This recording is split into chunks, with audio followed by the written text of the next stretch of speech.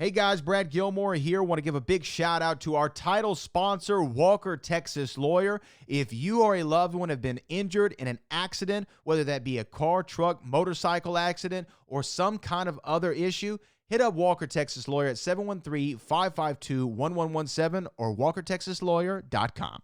Oh, Brad, what have you done now? Broadcasting live from Houston, Texas, and around the world. TV host, best-selling author, and radio personality Brad Gilmore brings you a collection of conversations with stars from movies. Matthew McConaughey. Brad Gilmore. Mark Wahlberg. Hey, how are you?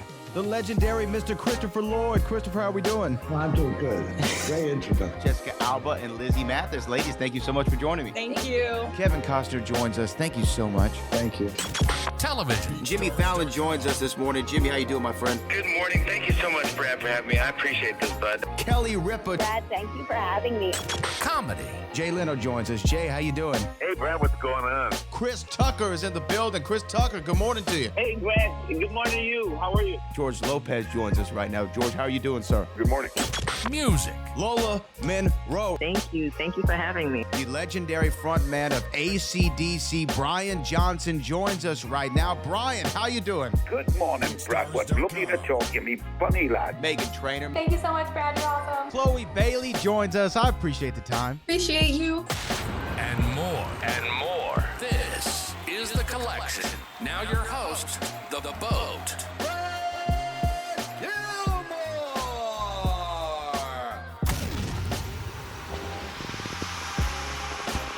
And he's joining us on the line right now to talk his brand new book that came out today. It's called You Can Do It. Speak Your Mind, America. Yeah, the comedic icon is here right now, Rob Schneider. Rob, how are you, sir? Congratulations on the book.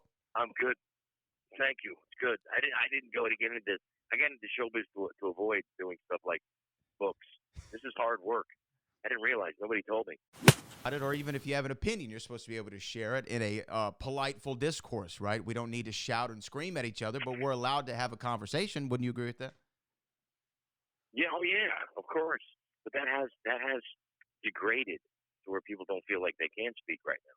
You know, we had there's the Cato Institute did a study about this. It's just in 2022, and they their conclusion was in the survey was two-thirds of Americans were afraid to speak their mind for fear of causing offense. 1/3 were afraid to speak, afraid of losing job opportunities. I mean, that's new in my lifetime. We can't continue with that. That's crazy. My wife and I went here in Houston to the Toyota Center and saw you and Adam Sandler in concert. And I got to say, man, you were so funny. Like your stand-up was so sharp, so good. You have a bit, and I hope you don't mind, but you had a bit about Korean barbecue that I've probably repeated to a dozen or more people in my life, telling that joke because it was so funny. Yeah, go ahead. No, it's just it was. I was in Korea doing some shows for the military there, and every meal was Korean barbecue, and I went like, every meal, and then I had to cook it myself, and I cook it myself. And so, obviously, where the joke goes, I'd hate to go to a Korean whorehouse, but but it's just I like to do what's funny, but also touch on stuff. I mean, unless you're touching on what's happening in the culture, I don't think you're a comedian that people can relate to, or you're a comedian that that's relative. I mean, you have to be able to mock the times that you're in, and the people will come to say, especially these days, when they come to see me, or hopefully when they read my book, You Can Do It, which opens today, they say, "Oh yeah, I was thinking the same thing." That's the only advantage we have as writers and artists. We have a little bit more free time, and that we would go over and think about these things a little bit, and then talk about them and discuss them, so that the audiences, because they're busy, they got to take the kids to school, they got to cook for them, they got to go to work, they got to fix the car, they got to take the dog to the groomer, and so they come to see comedians like, well, make sense of this craziness for me, and that's what I try to do in my stand-up, and that's what I try to do in the book. And let me ask you this, because I had Sebastian Maniscalco on the show recently, and he talked about that Tom Brady roast felt like a turning point in the comedy community because all the jokes were flying. No one was afraid of anyone's sensitivities or what have you, or the risk of offending. They were just doing what was funny. I don't know if you saw the roast, but if you did, would you agree with that assessment, that it feels like there's a turn happening? I think for him, I mean, Sebastian's a brilliant comedian and an incredible success, and it really is. He's a wonderful performer and comedian. I don't agree completely. I mean, it was for the guys out there in the trenches.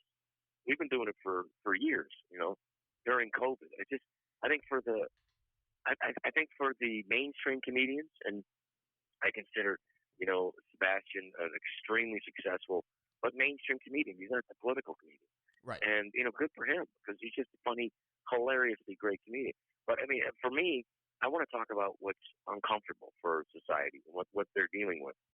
Well, the book is called You Can Do It, Speak Your Mind, America. Rob Schneider is the author. And, man, I really appreciate the time this morning. Congratulations on the book. Thank you so much, Brad. You take care. I'll see you again. Have a good one, Rob.